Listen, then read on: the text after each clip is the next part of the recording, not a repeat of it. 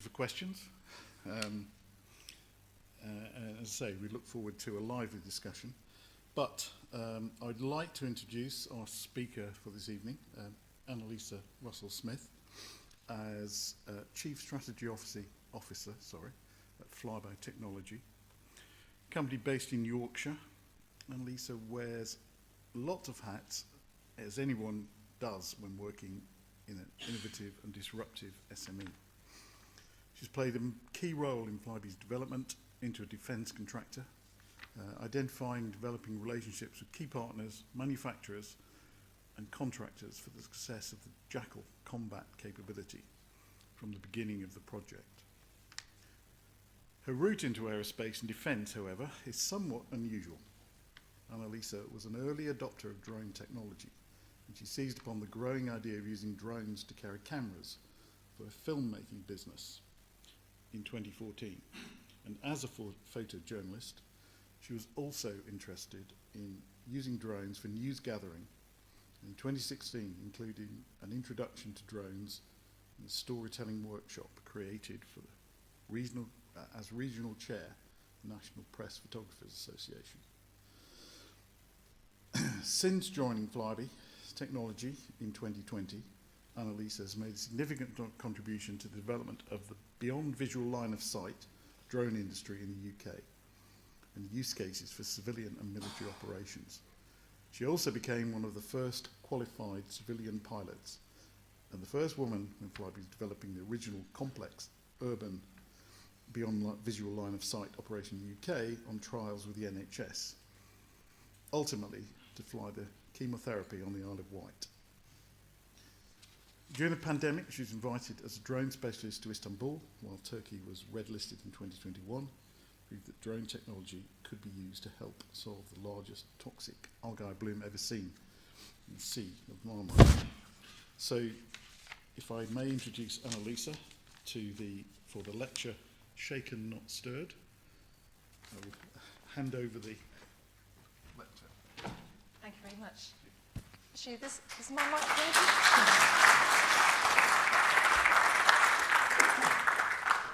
Thank you, everybody. Well, obviously, actually, now I can hear myself, so it must be working. I hope that this is. Yeah, here we go. So, thank you for the introduction, David. That's fantastic. I'm not going to walk up and down up there because the stage is a bit creakier than I am, actually. So, thank you again for coming tonight, because it's really exciting when you're working in tech. Well, for some people it isn't perhaps, but I think there are lots of things that I hopefully will be talking about today that you might find interesting. But when I was asked to give this lecture, immediately the idea for the title came into my head, Shaken Not Stirred, because I really do feel like I've been living in either a Bond or a Bourne movie for the last couple of years at least. And I was talking with a friend of mine via WhatsApp, actually in the US, and I was using dictation, as you do, to send a message about how things were going, because people are always interested to know how's it going.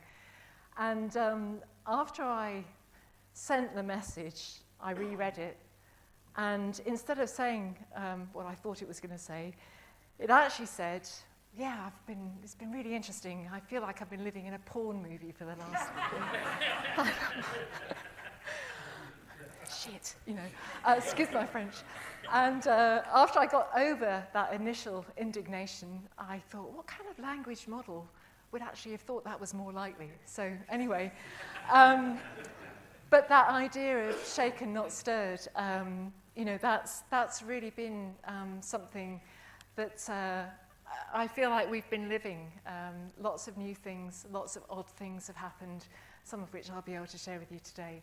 So you've already had an introduction as to who I am, and I really can't top what's been said already. And so a lot of the things that I have been involved with have come from, you know, areas of interest that I've had throughout my life. And so Drones for Good is where I started. The early days of my filmmaking business, it presented a few problems that I thought I could really solve using drones to fly a camera instead of just carrying one around, because they're not just heavy, but you can do some really cool things when you can move a camera really smoothly instead of always having it either on your shoulder or carrying it otherwise, or having a crew do it for you. So lots of other possibilities as well for drones for good, and they're unlimited and probably only limited by your imagination when it comes down to it. So I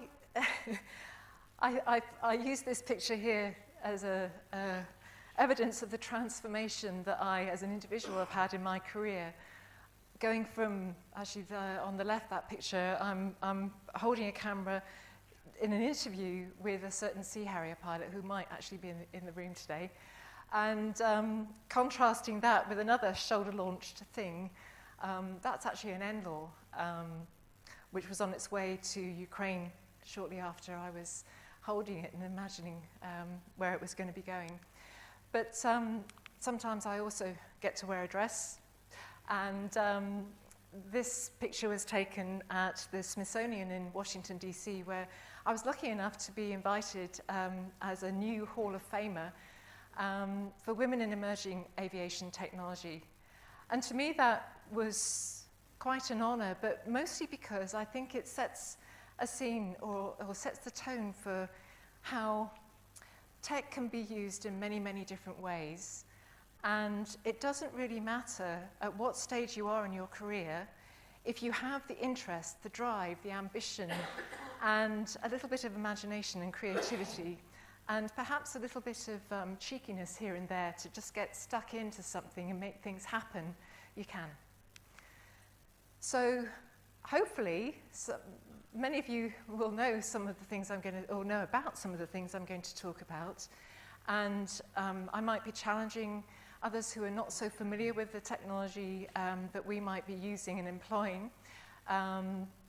I won't mean to upset you, and if I do, I think the point is to open up the conversation for what drone technology is all about, so that we can all understand things a bit more and not be so afraid of things that are a little bit unknown. Because another thing is, as a product specialist, and someone who is new to defense, you always assume that everybody else in the room knows a lot more than you do. I mean, usually that is the case in my case. But I am a product specialist, and that's why I'm here today, to talk about the things that I know about, and hopefully inspire you to think about some things in your own field in a little bit of a novel way. And if there's somebody that really takes offense to what they're doing and I need to leave them for my own safety, I already know where the doors are. So, I think this picture I wanted to put up at the beginning because when I saw this on the news, I felt like it was a completely surreal scene, and I couldn't really believe what was happening. So this was on the news. If any of you do remember this scene, seeing that line, it's now called the, it was a 40-mile or so line of equipment known as the Russian Kiev convoy, February 2022. And that really changed a lot of things for us, and I will come back to how that changed for us in a moment. So you already know about me as a drone pilot, and I want to explain the significance of beyond visual line of sight. It's a concept of flying which enables you to be in one place. I could be in here with my phone, and I could be flying a drone on the other side of the world, on another continent. And the significance of that will reveal itself as I start to explain a bit more about, again, what we do. Because if you are flying a drone, usually you have to be within fairly close range of it. I mean, people will tell you, oh yeah, my son's got a new drone for Christmas and it flew away somewhere. And not only is that a training opportunity for that person, so it doesn't happen again, but I think the idea that you can fly something that is out of sight, there is an organized way of doing that. So instead of having that flyaway, having something where you are able to fly on one continent, hand over control, depending on what time of day it is, it could be something that you are doing so that you have a continuous operation, and everybody is being able to have a shift where they are at their best in daylight hours, and you're handing off control to a new crew. They're fresh, and they might be, you know, in South America, and you have an operation that's going on 24 hours a day, and you're able to hand off control then to the next crew that might be, you know, as the sun moves, wherever that happens to be.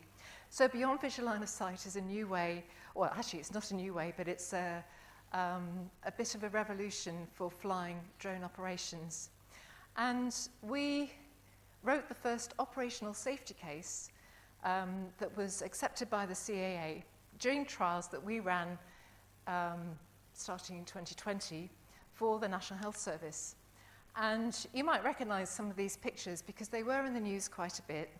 The first complex urban operational safety case, meaning that, that the CAA accepted, was flying over water. We were flying chemotherapy, actually, from Thorney Island on these trials for the NHS. That's Rainbow One right there. It was the nickname given to the aircraft.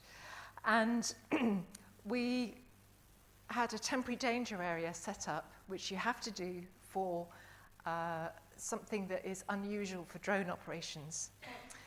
So it's a defined corridor, essentially, that you fly in order to operate the trials. It's for a limited amount of time, usually 3 months. And we had a training program that we designed. And actually, Pete Batson is in the room somewhere. Can't quite see because of the lights. Over here.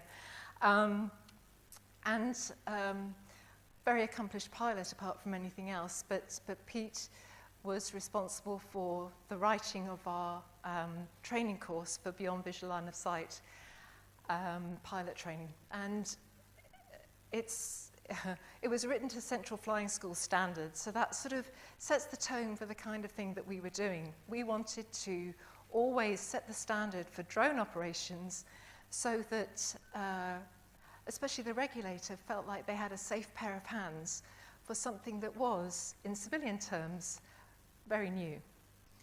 So flying to flying to the Isle of Wight and landing on the helipad of St Mary's Hospital in Newport on the island was what we were doing for the NHS. And it made the news because it was a first. And so we were very proud of that, and this was during the pandemic. And so I think that, again, set us on a path which we were very proud to do something for the country in a time of need. And sometimes we get to fly in really nice locations, like this is actually at, just outside Peebles, Cringleton, beautiful spot to do some of the pilot training, commercial ops. This is somebody from the AIB, I believe. There it is, the Cringleton House Hotel. Their grounds are lovely. A little bit challenging for pilot training, which is what we want. And we did touch earlier on in the introduction about interests. Disaster response was something which I had a particular interest in because I thought there were lots of opportunities, again, to make a difference in how we respond to natural disasters. Because if there's a job that's dangerous or dirty, why not give it to a drone before you give it to a pilot and an aircraft or a crew in an aircraft and risk those people and the aircraft itself in order to get to places that are unstable, just to have a look, especially in the first place. So seeding the idea for disaster response teams was something that I did when I was in Turkey working to help solve this toxic algae bloom, which you heard about in the introduction. And it was all about bringing drone technology together in a way that made sense so that the toxic algae bloom solutions could be deployed. And the same is true here for disaster response. I mean, we've heard in the news about drones being able to be employed in search and rescue. You know, there are all kinds of sensors that can be used when you're looking at doing search and rescue, which a fantastic sensor technology is always evolving. So you don't know really in the future what you're going to be able to employ in drones, but the possibilities remain quite broad.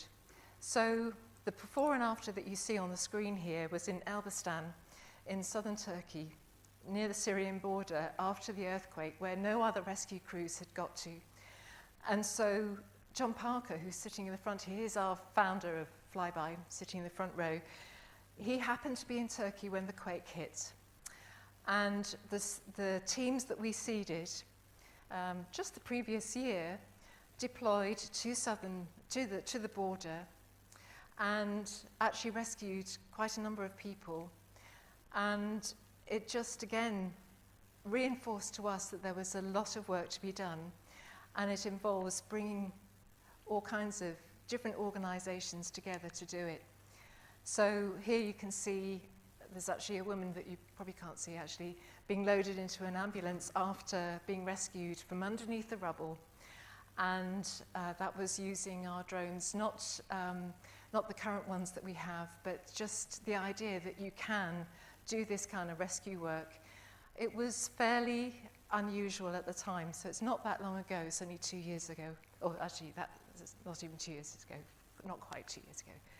So again, training has always been at the heart of our business, and doing it to such a standard that we really can kickstart an industry, because we need to have everything in place so that it's safe, compliant, and that so businesses can thrive. This happens to be one of the first African pilots that we trained for beyond visual line of sight. And I put this slide up here about how problem solving is at the heart of most of what we do. And the Comoros Islands are a unique chain of islands where they need to be able to deliver documents, medicines. They'd seen our work with the NHS and said, perhaps you could solve some logistical problems for us as a nation. So the idea for our Jackal capability, which I'm going to be talking about next, came from a set of problems that we wanted to solve for the Comoros Islands, to be able to link them using drones, to be able to deliver, like I said, documents and medicines in a way that was fast, efficient, and just enabled them to operate in a much easier way than relying on either larger aircraft or ferries. So our ideas for what we wanted, the sort of size that we wanted, what sort of payload we wanted it to carry, it was the Comoros Islands sort of set of circumstances that we thought, well, this is going to give us a really good capability to be able to deliver elsewhere as well. So much of what we do is about delivering capability. We like to think about what the outcome is that a client is looking for. We don't sell aircraft out of a catalogue. In fact, nothing that we do is designed to just be off the shelf. Because again, technology changes at a very rapid rate. It doesn't really matter whether it's the phone in your pocket or drones. You want to be able to always have a capability that is relevant to what you need. So we found it quite a challenge to continue developing our drones and the things that we wanted to be able to do in the UK, because the idea that you have to have a temporary danger area in order to fly a drone that weighs more than 25 kilos is quite limiting. And so we went to Turkey to be able to not just build prototypes and develop prototypes, but to be able to fly. So having a test range where you don't have the restrictions that you might have was very useful to us. So we set up a training operation and we're building prototypes like this drone here, which is, we nicknamed the Jackal. And this is one of our bad boys right here, as you can see in the mountains in the background, and the amount of space that we had to fly was fantastic. So, so like I said, this bad boy is called the Jackal. And, oh, right, there's another of our bad boys. This is actually, sorry Rocky, I don't think you're here, but Air Vice Marshal Rocky Rochelle came to us actually at DSEI last year and said, what you're doing is amazing. And he was head of capability acquisition for the Royal Air Force, but he'd retired. And when he had understood what we were doing, said, I'm coming to help you get this over the line. So you can't say no to that kind of offer. So, so Rocky's been helping us. And I think it's a really interesting set of circumstances when you are a small business. You're trying to do something that is actually quite a big task, and that is to develop full capabilities, not just part of something as a small company to go into a bigger operation or design, but the whole thing. We have a whole ecosystem, the training, the compliance, the design, the ambition, all the things that go into the story of success, really. I can't tell you that it's easy. I think probably one of the hardest things is educating your market, really.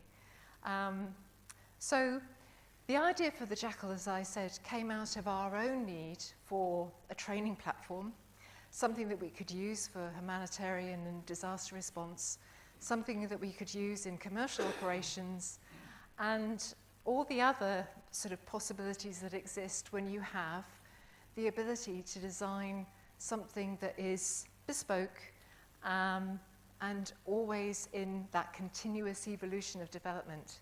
Because we're used to that, right? I mean, probably every single person in this room has a phone in their pocket. And I don't know about you, but I have mine turned to automatic update. So with that, any sort of little bugs, they always get sort of ironed out, and then something else gets patched, and you've always got something which is relevant and does the job that you bought it for in the first place. That's really important to us, because I think the worst thing that can happen is when you buy something that doesn't do what you thought it was going to do. And in the early days of tech, I mean, I don't know how many people in the room really can remember the early days of the app stores. There were only 2 or 3 things in them. Well, I remember sort of opening up the App Store first, and there may be 10 things to choose from in there. It's not like that today. There's an app for pretty much everything.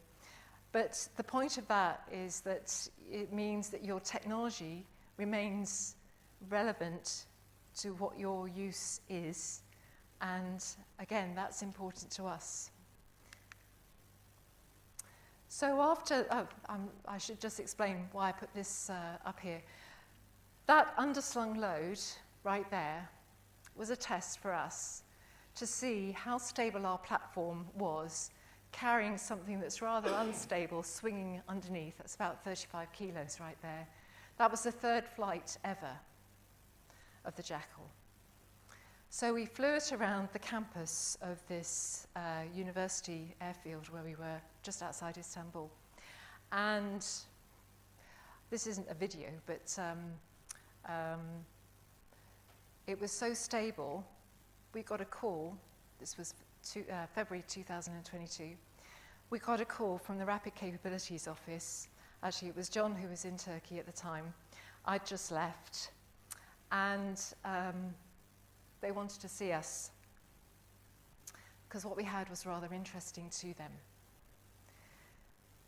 So we went to see, it was Air Commodore Jez Holmes at the time, and there was a particular thing that he was interested to see if we could do. So we are good at a few things. And one of the things that we're good at is identifying gaps in the market, or a capability gap in this case. And so when we were called to see if we could help with this particular problem, John Parker was a fighter pilot.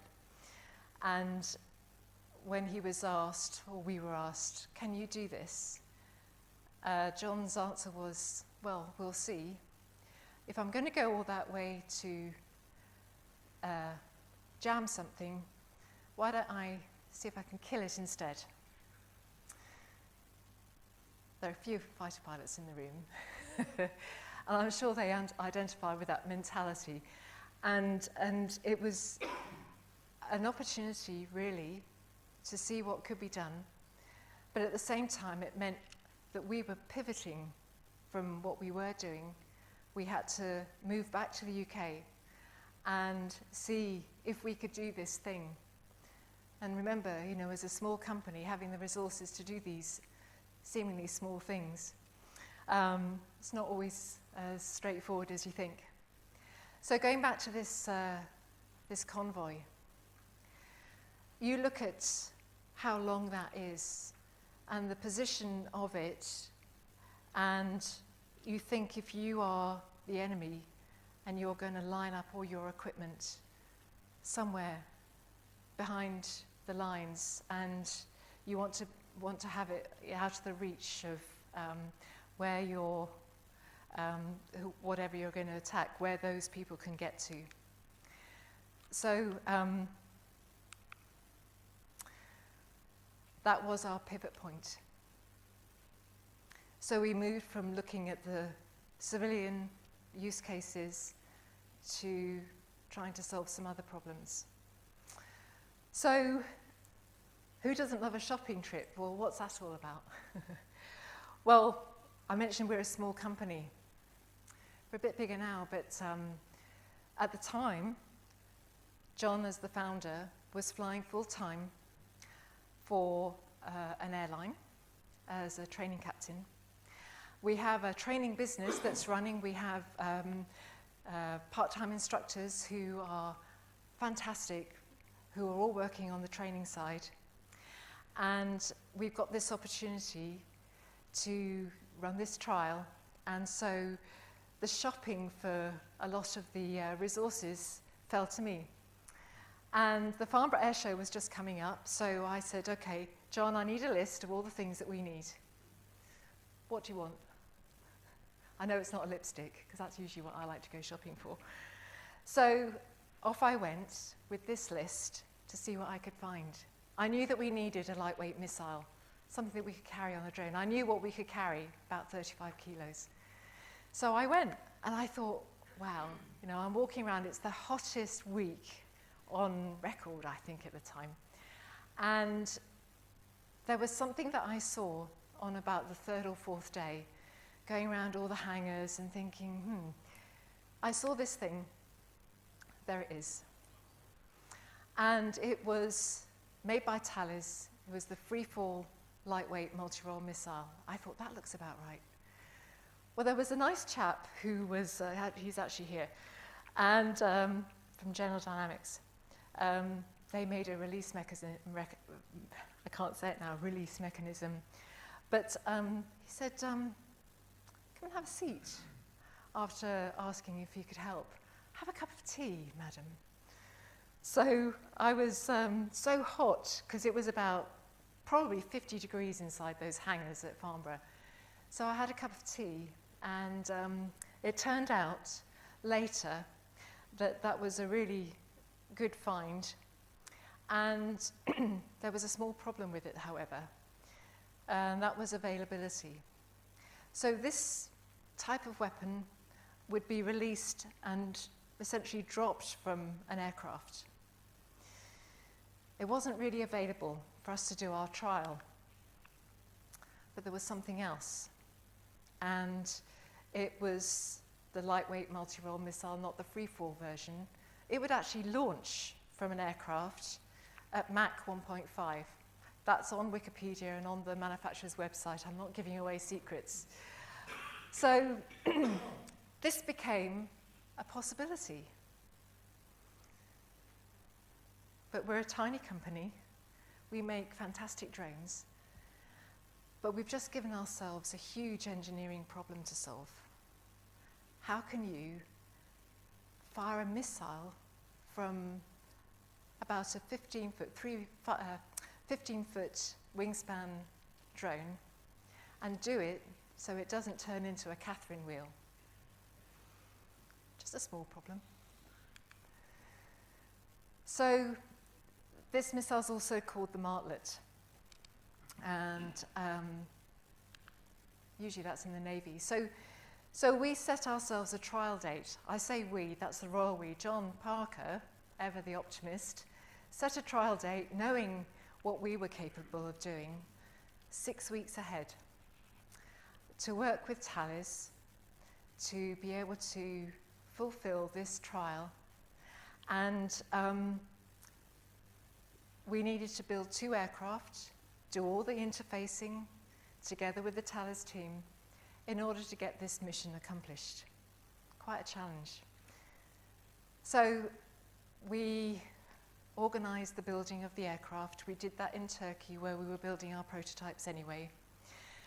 Brought them over and did our interfacing, and the armed Jackal was born. So we then had to do the work together with the Thales team, who were a little bit perturbed, I think it's fair to say, in the very beginning, about the time that we had, because at first they thought we meant next year. No, sorry, we mean this year. And it's incredible what you can do when you bring 2 disparate teams together. You have a common goal that's been identified, and there's a cause that's really important, and you decide that you're just going to go for it. So at first there was a lot of, beard pulling and head scratching, and people were thinking, how are we going to do this, But there was a synergy that happened. So you've got a tiny company like ours and a really rather large one, and the culture that comes together. And I think it's really exciting when all of a sudden there's a momentum that sort of builds, and you think, actually, we can do this. We can do this. So the boys started having, I say boys, because there weren't very many girls, the boys started having a bit of fun with this, as you can see. And in the course of doing the interfacing, and that's an important word because we talk about interfacing rather than integrating with most of the equipment that we use, because, again, everything that we do is plug and play. That's important because you want to be able to have the flexibility to change what you have on board. It doesn't have to just be sensor equipment that you're changing. So this should play. This was the static firing that we did with the drone attached to a big concrete thing that was bigger than me, so that it was stable. Oops, why wasn't it playing? Sorry, guys. I can fix that. Sorry.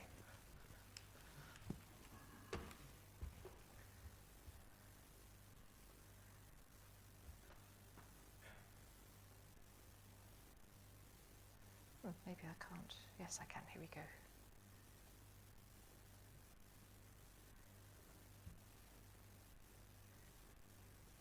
So that was the static firing. And then next, we did the full firing. Let's see if this one works.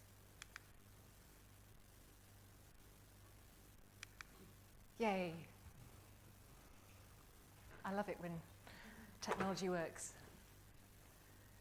So, as you can see, the drone looks like it's nailed to the sky. And again, the stability of this platform in order to do this missile firing, like I said, it does launch at quite a speed. Mach 1.5 is hard to imagine, so that's obviously really slow motion photography there. So we were able to accomplish this working as a much larger team and It was a fantastic result. And it did cause quite a stir, so he's the team right after the firing. And then the following day, when the head of the RCO, Jez Holmes, came to visit, and we were just, on a high. It was a fantastic day. So again, the future, we felt, had arrived in terms of being able to prove what could be done.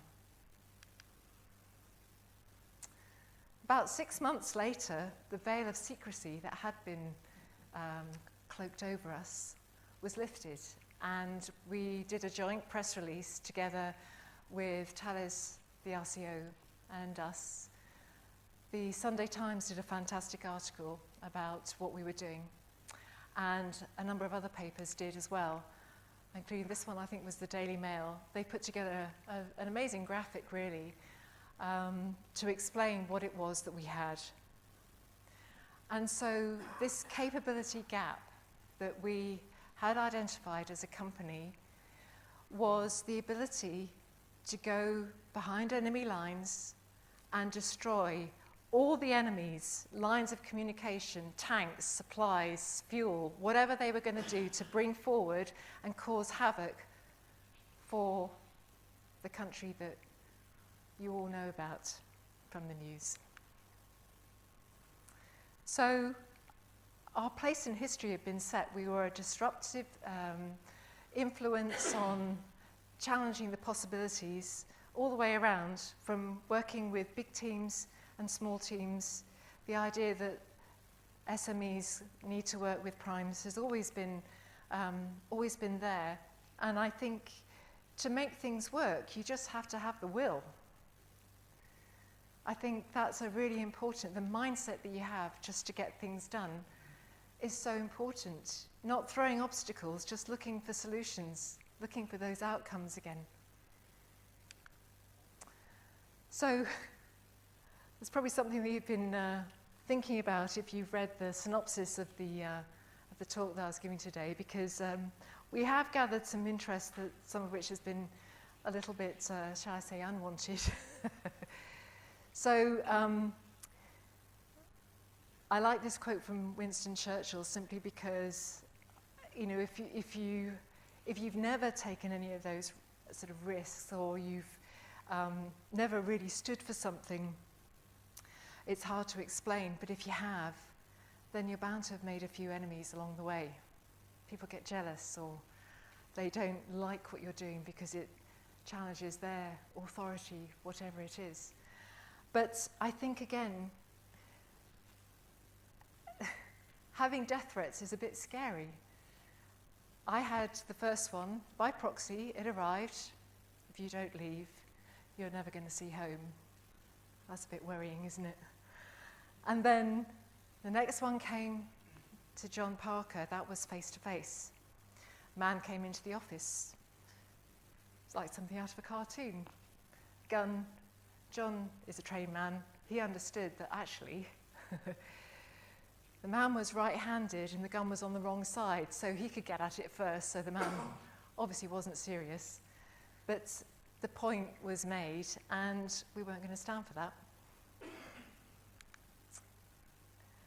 So moving forward a little bit to DSEI 2023, we had a fantastic opportunity to exhibit together with Thales on their stand at the largest, I think it's the largest, defence show, trade show in Europe.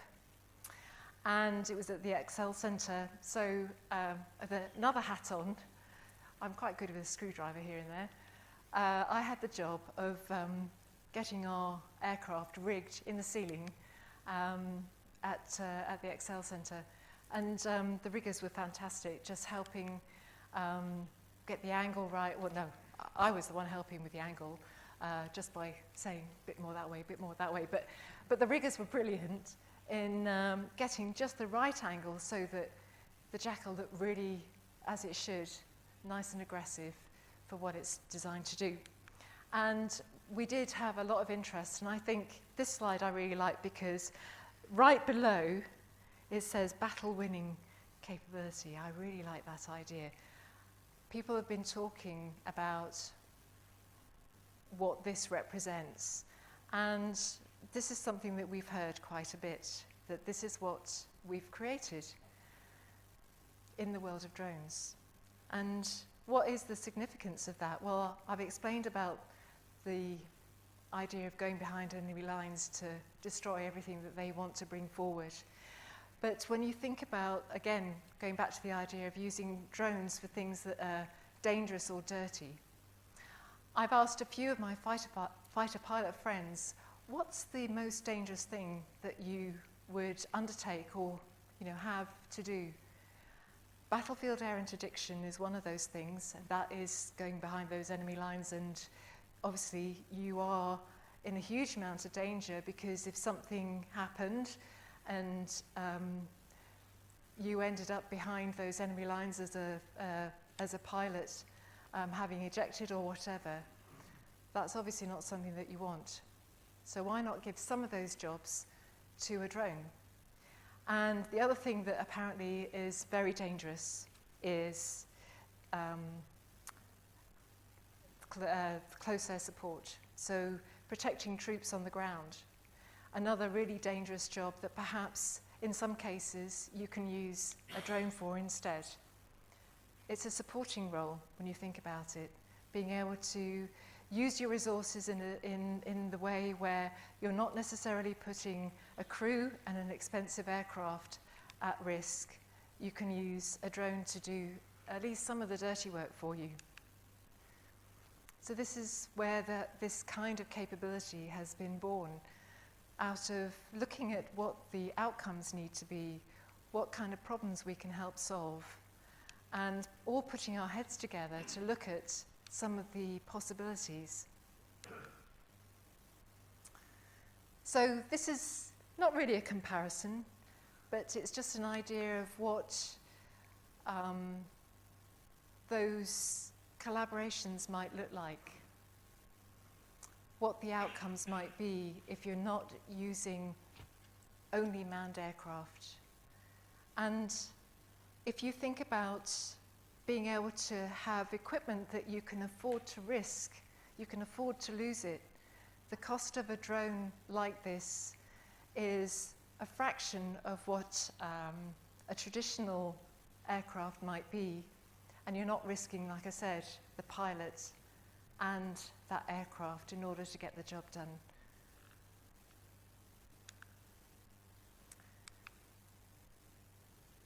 Just another scene. This is created actually using AI. I'll talk a little bit about that in a minute, because we often get asked, are you going to be building killer robots? That's usually one of the questions, one of the things that people want to just, ask. Well, it depends what for. So in developing what we do, the future enhancements, AI, of course, does feature in this. And we have all kinds of interesting technology which can be incorporated. We're working with, I think it's okay to say that we're working with some of our national technology labs in order to look at some of the new technology, some of it not so new actually, that can be used in order to make the use case for drones and the capability delivery and the kind of outcome that you're looking for the most efficient. And I want to pose a question to you here, actually, because I get asked a lot again about how I feel about the use of AI in something that might be contentious. And that is, if you're using AI for things like target recognition or even kill chain management, the conversations around that are really hard. And I think, again, it's about using the best tool that you have in your toolbox for your warfighters to be able to win. Because you know that your adversaries, whoever they are, they're going to use every tool that they have and exploit them to the max. So we should be able to do the same. So it's again something which, if you have something in your toolbox, if it's an AI model, for example, that is far more efficient than a human for some activities, actually, is it ethical not to use it? It's just a question. But I think it's something that we again need to think about for the future, for all of us, because if you look around you in the news, the world is on fire. Everything's changing every day. So this happens to be at Lark Hill. The Department for Business and Trade has a fantastic facility where they bring delegations from all around the world to look at technology. And we happened to spy a spot. This was actually it was a representation of a Ukraine bunker, actually. And so the Jackal's been on display there since we did our firing, because it seemed like a really good place to have it on show. And it will be going, this is the actual firing machine that I showed you the video of just now. It's going to be going to the Royal Air Force Museum at Cosford. They're putting a new exhibit together that shows the progression of drone technology in warfare. And they wanted to include us, and so we're thrilled, you know, so I'm not sure exactly when it would be, a year or year and a half's time, the Jackal will be on display with the story of how drone technology has evolved, which is pretty exciting, really. And again, being a small company, how do you survive yourself? It's pretty hard being in the valley of death because you are ahead of the requirements. You're ahead of a demand signal. You're ahead of the technology that already exists, and the writing of requirements are absolutely necessary for procurement paths to open up. It's a difficult place to be because you know that if you can hang on long enough, eventually, if you've got the right stuff, things will catch up. It doesn't matter whether this is defense or fashion. If you are able to spot trends and you're able to fulfill these gaps in the marketplace, these gaps in capability, at some point, hopefully, the demand requirement system will catch up and you will actually have orders. But we've had an awful lot of interest from around the world for our systems and for our expertise. And so it's hopeful, really, when you look at the big picture as to where this is going to be going. But not everything is easy, because money is always hard. It's made even harder by the idea that defense is actually not ethical to invest in. It's certainly not, well, it's actually really shocking to me to think that an awful lot of small companies that are working in defense can't even get a bank account. And I find that quite upsetting, not just as a taxpayer, but the idea that defense is something that is a pariah somehow. I don't like that. I know that I'm not the only one, but I had no idea that that debanking was a thing. There have been a number of articles in the newspapers in the last year or so about how many small companies have been debanked. So how can you run a business if you don't have a bank account? You can't, can you really? And we have to change that. Collectively, there's a lot that we can do so our voices can be heard and this doesn't happen. Because it's indefensible, as far as I can see, not to have a defense for your nation or for that of your allies. To be able to help your allies is important because they might be helping you one day. I'm preaching to the converted here, I realise, but I didn't know it was such a problem. So, new projects. What else do we have up our sleeves? This is probably the first look. I know John has perhaps posted a few little pictures here and there cheekily on social media, but this is one of our new projects. It's not built yet, but it's a concept which we've called Mayhem. And here we go. It's a lovely shape, interesting shape.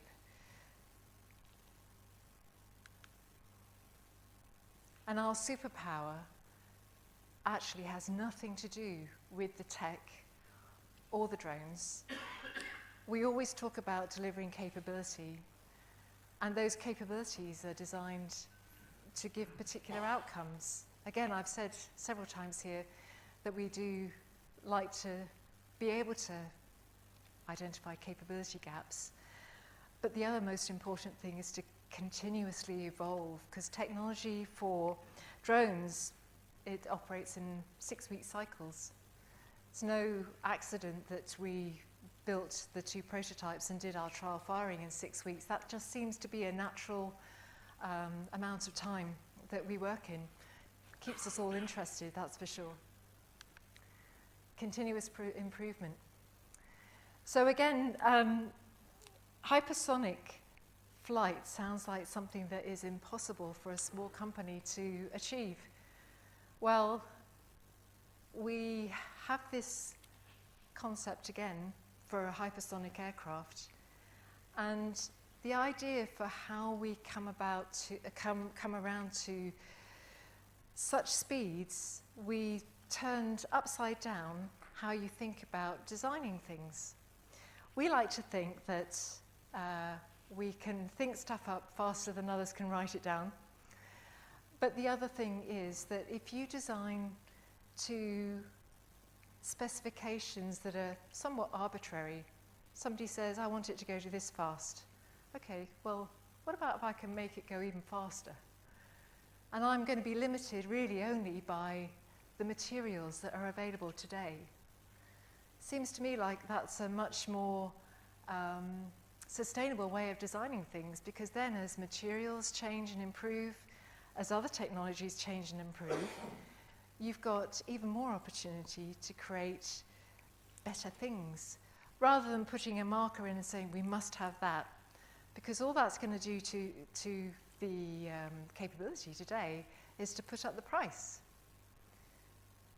So designing to what is possible, I think, is really important, and just changing the way that you think about the engineering of new products. So thank you so much for listening to me talk about our experiences over the last few years.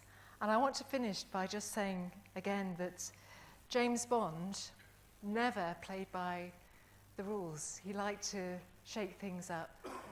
And I think, again, it's a rather British thing to do. And that's something that I really love. So thank you very much, everyone. And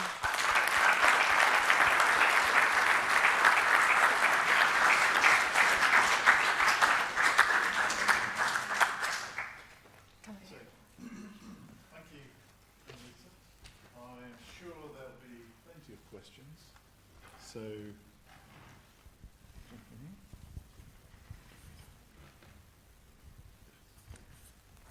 good evening, thank you very much. I spent 25 years in the Israel Defence Force. I've just come back from Israel. We know all about drones and missiles. Once an object is in the air, it's detectable. How are you going to protect your drones? You've got energy weapons coming in now. We've got the Iron Dome, we've got the Arrow missiles, and they still get through. as you can imagine, there are quite a lot of things that I can't really explain in any great detail for you today, because I'll sit here too. But obviously it's a very good question. A lot of the technology that we would be employing is something that's not widely known about, and so I really can't explain all the details that I would love to share with you in order to answer that question. But suffice to say that there are ways. Any other questions? Hi, Annalisa. That was very interesting. I wonder if you could tell us in practical terms what you've actually used the Jackal for in Ukraine. The Jackal isn't in service yet, and so the use for the Jackal has captured the attention of militaries around the world, and it's something that we're working on to get into service. As I'm sure you can imagine, there are plenty of places that are interested in how they defend themselves and how we can help with the capability delivery to them. So I think that's important to look at, because a lot of militaries don't have the capabilities that they might have had even 10 years ago. Most militaries are a lot smaller than they were. So looking at technology that can be employed, including drones, is something that has reflected in written requests for Jackal that we've received. So that's probably really just an example of how large the market is. And that's only going to continue to grow, I think. But the direct answer to your question is that it's not in service yet. But following up from what you were saying, won't it be out of date by the time? I mean, I report a lot from Ukraine. I see things change enormously on the front line with drone technology. Absolutely. And that the Russians are ahead of the Ukrainians now. Again, I think the whole idea of having a system or system of systems that can be in continuous, the term that's used often in MOD is spiral development. So when you've got something that you are continuously evolving, you're continuously updating, as things become either obsolete or conditions change, requirements change, the ability to update becomes the most important thing so that your capability remains relevant. And that's why we talk about having systems that are plug and play. We're able to keep ahead of some requirements or be able to react to others that perhaps weren't anticipated or expected, because you don't know necessarily what's going to happen tomorrow. And so the most important thing is to have that ability to always update your capability. And that's what we do. That's what our system is designed to do right from the very beginning. So you're not relying upon a midlife update at some time in the future. That's a very important distinction to make, really. There's another question over here. Annalisa, good evening. Hello. I'm Simon Delabilier. Thank you very much indeed for an amazing talk. It was fascinating. I was wondering if I could bring you back to the close air support side that you touched on, in that, and while we should never focus on this, it struck me from the numbers that you were showing on the slides that your range, endurance and speed roughly matches that of a battlefield helicopter. Do you think there is a future in manned and unmanned teaming with battlefield helicopters and your amazing drone? Well, I'm not a warfighter, as you know, But I think that that idea of the collaboration is important because, again, what you want to ensure is the survivability, I think, of your equipment and your people. You want to be able to, in many ways, democratize the idea for calling for fires, especially from the ground. And again, not as someone who's a warfighting expert, but somebody as a product specialist as I am, I think, again, what we want to be able to do is to provide the end user with the capability that they really need. And so, again, our aim is to be able to provide the warfighter with the best tool that they have in their toolbox, the one that they're going to reach for because they can rely upon what it can do. And again, I think from all the symposiums and things that I've attended, I think, again, the idea of the collaboration of many systems, it's something which you need to be able to do to be able to react in any situation and, again, provide what's needed to that battle space, because I can't imagine myself what it must be like to not have the right tool that you really need.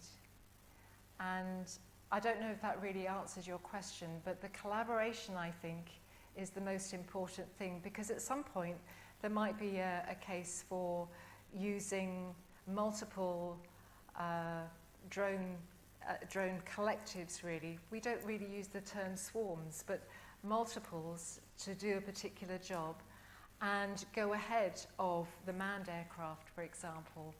And again, not being the warfighter, I'm probably not the one that should be answering the question, but again, I think the answer is yes. Was there another question over here?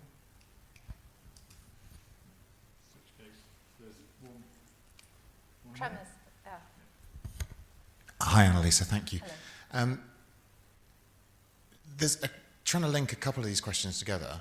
I have clearly never been in the British Army, but if I was a platoon commander, I'd want one of these above my head, and I'd want 4 out the front doing my dirty work for me, and you're about to put yours in a museum. Why?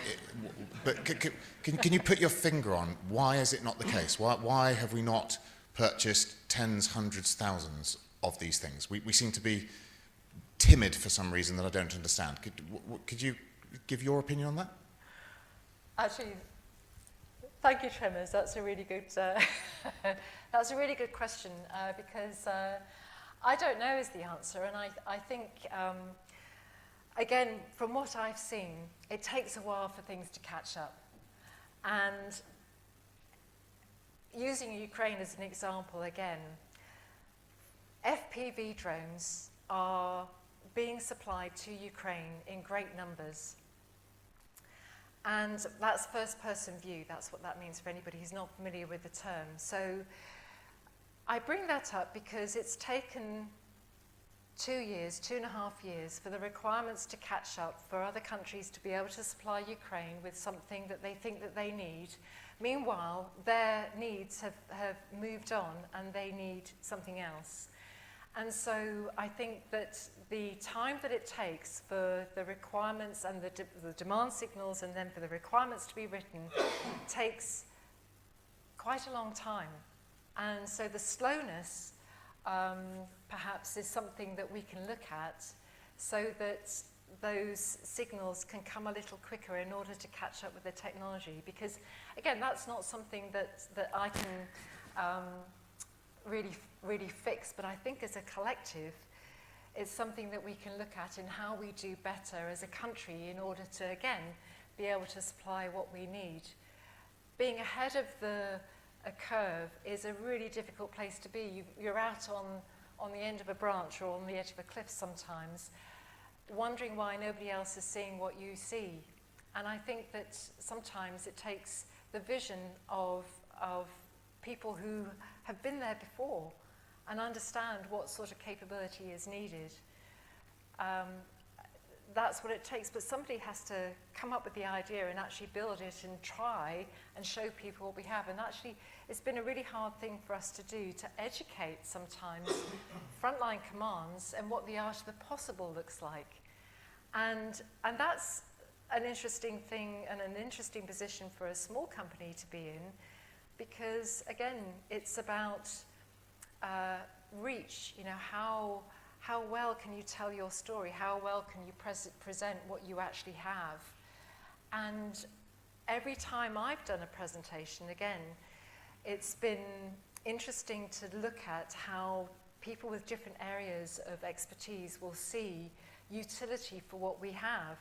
You mentioned that you're not Army, but again, I remember doing a presentation to the Iraqi Army 2 years ago. It was a NATO-sponsored project. It wasn't something that we just randomly decided to do. But it was interesting because the particular general that was looking at the capability through his eyes was in tears, because he understood what he could have done to save his people with that capability that he'd just seen, the Jackal. And that was just very revealing to me, because he saw things through his own eyes and his own experience. I don't know if that answers your question. Well, it kind of does, and to be honest, just for the audience, as a former close air support pilot, I think that's where these things fit in. Because what's the point in a fixed wing bloke turning up and saying, "Hey mate, what do you want? Let me try and help you out of your pickle," when the guy on the ground would just say, "It's all right, I've got this. You know, I can accurately deliver this munition without having to talk to some fast jet jockey who might not have the essay that he's got on the ground." I think it's super. Well, thank you. And I suppose really, because you can have so many more Jackals available, then it does give a much bigger advantage all the way around, perhaps, to meet those needs on the ground in that moment.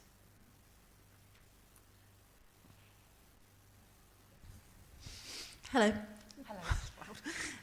I'm an ex-engineer who moved into the world of intellectual property, and I'm absolutely floored and impressed by the 6-week turnaround time with the Thales project from an engineering perspective, but I'm actually more impressed that it didn't get bogged down in the legals. So I was wondering, what was the biggest challenge of working together over that 6-week period to get this thing done? I think it's a very good question, because when you bring two completely different cultures together, it doesn't matter whether you're sitting down over dinner or trying to do something like we did in bringing the culture that existed within a large organization like Thales and a small company like ours, because you don't know when you first come together what speed looks like, especially. So, you know, something that we consider to be fast might not be measured in the same way when you're working with a much, much larger team. We're used to be able to make decisions because we are a small team and execute them, you know, as soon as they're made. And it's got nothing to do with the paperwork and the process that goes behind it, and everything to do with literally the size and the culture that goes with working in a larger team versus a smaller team. And I think the common ground that you can find in how you work together without cutting any corners, making sure that all the assurance is done, and all the other sort of process that absolutely needs to be done in order to do a missile firing trial. Those were the things at first that were quite a challenge, because you're coming together and you've got one team saying, right, we've got 6 weeks to do this, and the other saying, gosh, we can't possibly do that in 6 weeks. And then you start to see them think about how it can be done, and slowly you build the rapport together that builds that team, and you come together to produce really results which are a collective result that's been born through making those personal relationships at the end of the day. It's all about people. So it can't be done in isolation. You know, it's an interesting set of circumstances that bring you together in the first place. And you just have to find that way of working together, that way of meshing together. And we still get emails from the team that we work together with Thales to say, when are you coming back? You know, that's the kind of relationship that we built, and it's a fantastic sort of experience, really, when you can make that kind of headway.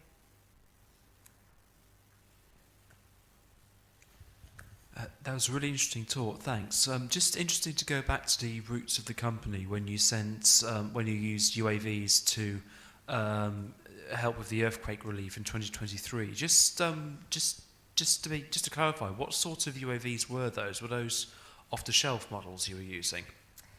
Yeah, I wasn't there, but yes, they were. There were some that were actually built in. They were test vehicles, really. Just, you know, small scale DJI type models. There were a couple of DJI training aircraft that we had that were used. Anything really that could carry sensors in order to, or the infrared sensors, and things that you could have a torch in order to illuminate the area, especially at night. Because what we found was that it was winter, so obviously the temperatures are very low, but people that were trapped would respond to light. So a light shining from a drone would, you know, create some movement. People thought, oh, there's somebody coming to help. And so these were not jackals. Jackal wasn't ready for this. These were just small, whatever was available at the time. Pete. Sorry. Thanks very much. Pete Round.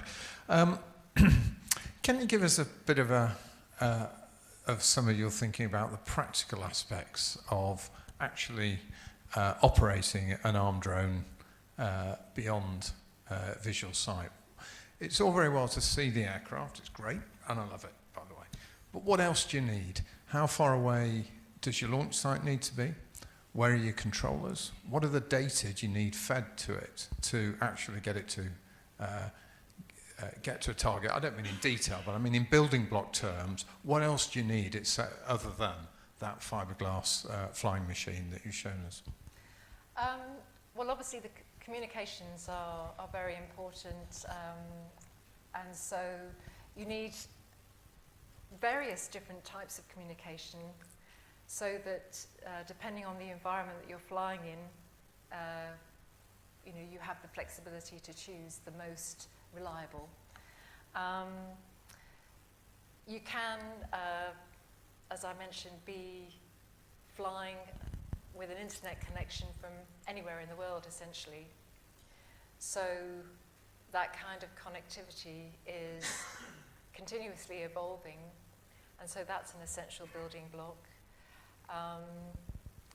You need to be able to have, when you talk about control, the controller could be a phone. You could have a command station with lots of screens, but you could also, if you really needed it, have either a hand controller or the phone with essentially something like an app, because that's really what it is, to be able to fly. And those are the main building blocks really that you need. So it sounds simple, but it's actually quite complex at the end of the day. But that's really what you need.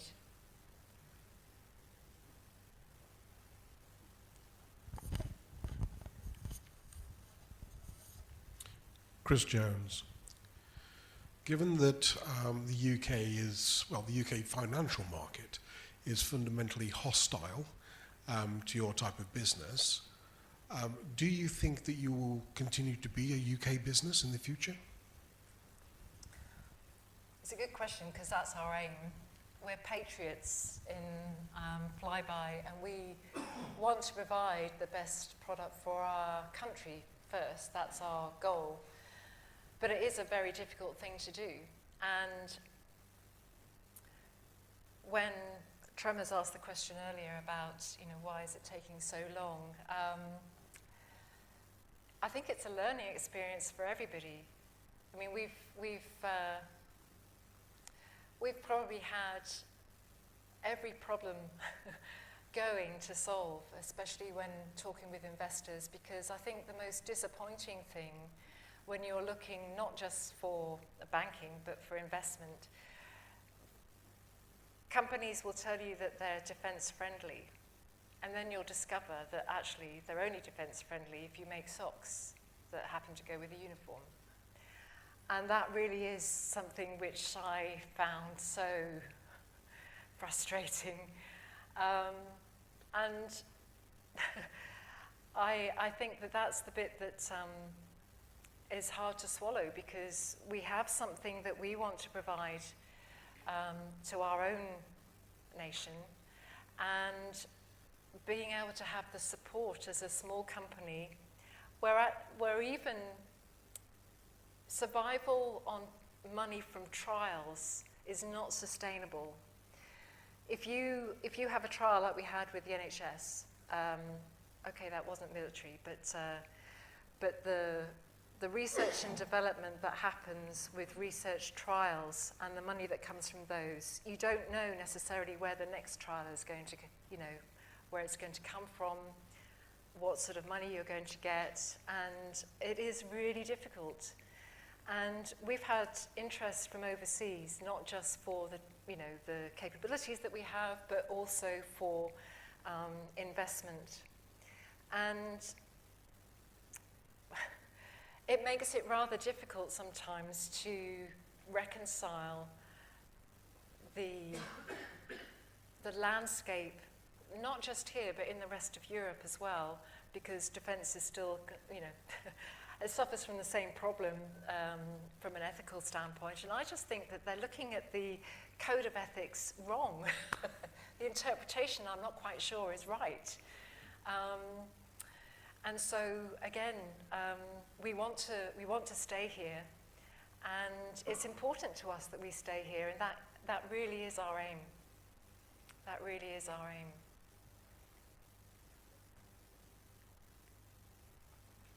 Somebody at the back there. Thank you very much. Very impressive presentation. It seems to me that the key capability that your company has is nothing to do with drone technology, and is all about fast prototyping, rapid technology demonstration. Isn't there a market for that more generally? Actually, we love that side of what we do, and I mean, yeah, it would be fantastic to be always inventing capabilities. I mean, around the world there are units that do that, aren't there? Skunk works around the world for whatever fantastic capabilities to be invented. And yes, I mean, we would love to be doing just that in lots of ways, and not having the headache that comes along with actually all the manufacturing. We do have an interest in being able to continue with the development of new capabilities and ideas. And I think always when you look at how you can solve problems, it's how you work together with other teams of people who are looking at what we need as a country. And I think it would be fantastic to only look at the development side of things because it's exciting. But with that, you want to be able to see things through. And I think as a product specialist, my background originally, before I was ever a filmmaker, my career was in publishing. So again, I was making stuff that nobody really needed. Things made from paper, books, greeting cards, all these things, but we were manufacturers as well. So I cut my teeth on being able to provide a product for a particular market that I was responsible for creating everything within it. So the product, design, development, manufacturing into the hands of the end user. It's a really exciting cycle. But part of the satisfaction comes from understanding, did I get it right? Where do I need to improve? What else does the customer want? And how many of those can I sell?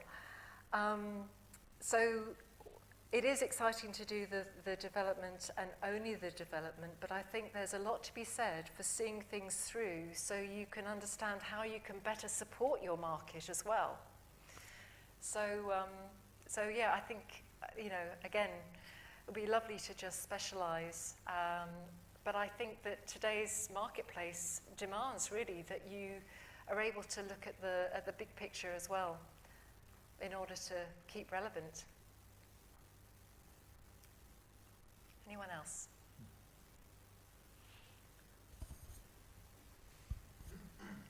Hi. So your company seems really great at making medium-sized drones, but I was having one question about your future. Are you planning to ever move into small or nano drones, which could be produced at the fraction of the cost of a large drone and be very hard to hit by bullets and also perform covert intelligence?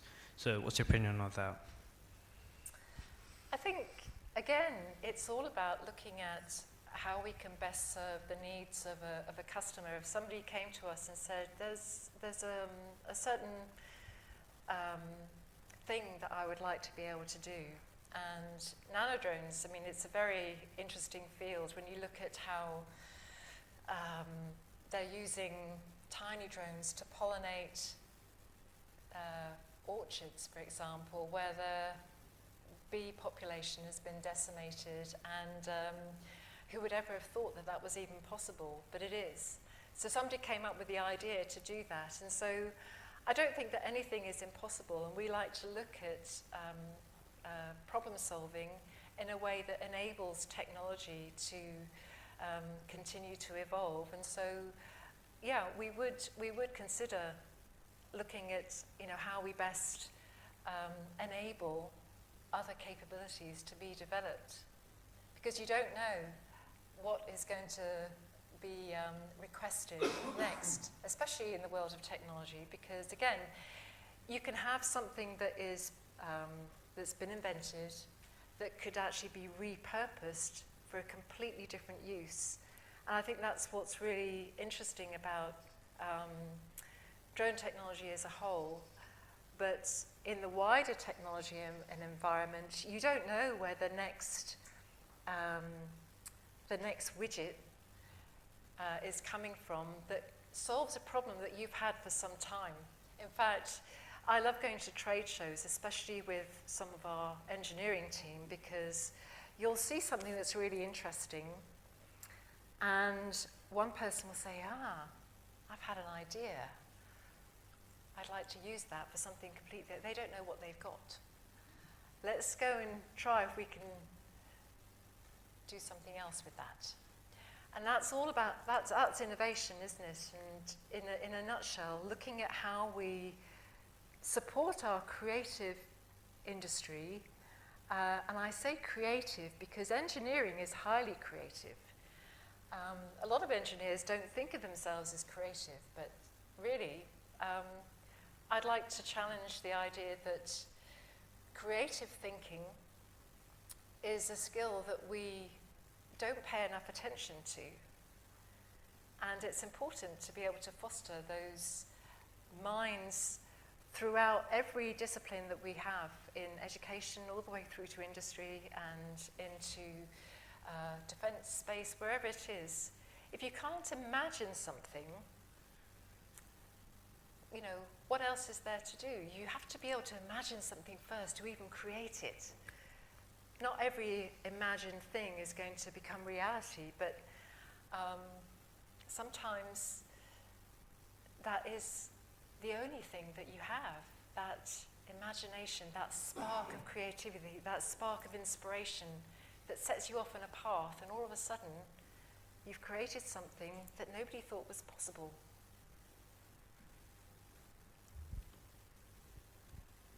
Do we have maybe one final question?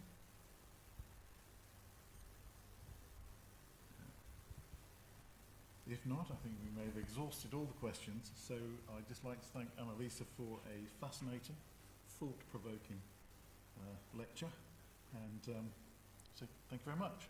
Thank you.